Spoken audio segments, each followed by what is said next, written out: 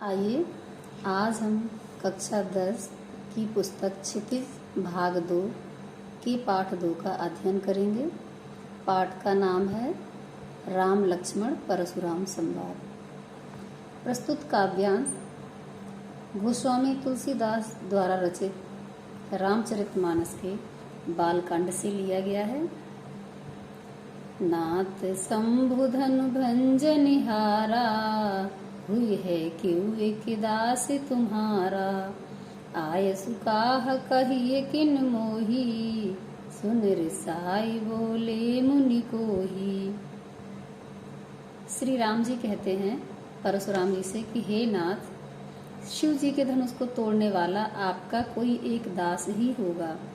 क्या आज्ञा है, मुझसे क्यों नहीं कहते।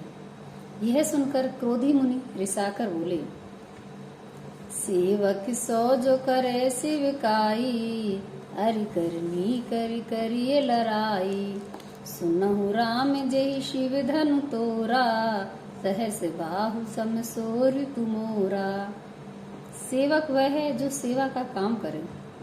परशुराम जी कहते हैं सेवक वह है जो सेवा का काम करे, शत्रु का काम करके तो लड़ाई ही करनी चाहिए। हे राम सुनो, जिसने शिव जी के धनुष को तोड़ा है वह सहस्र बाहु के समान मेरा शत्रु है।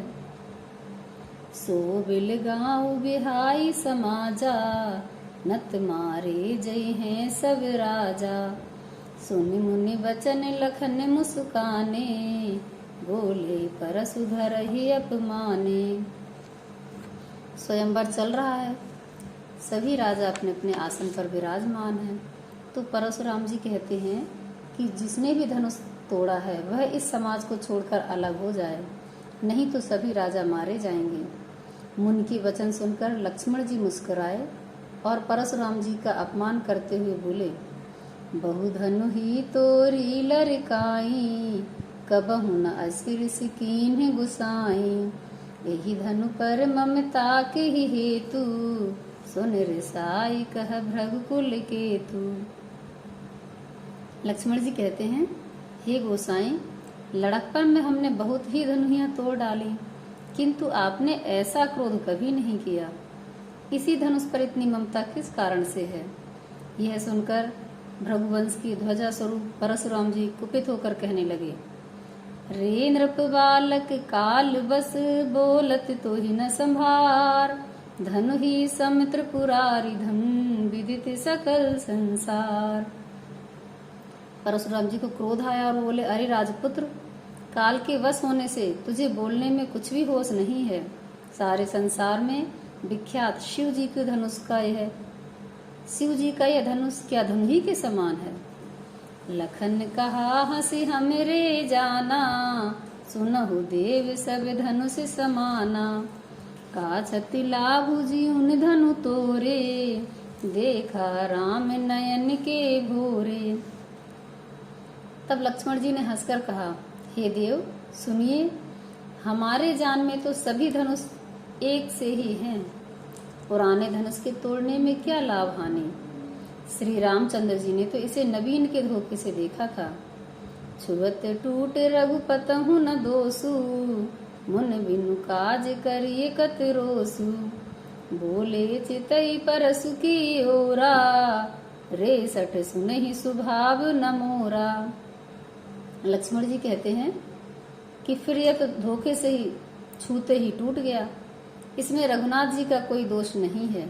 मुनि, आप बिना ही कारण किस लिए क्रोध करते हैं।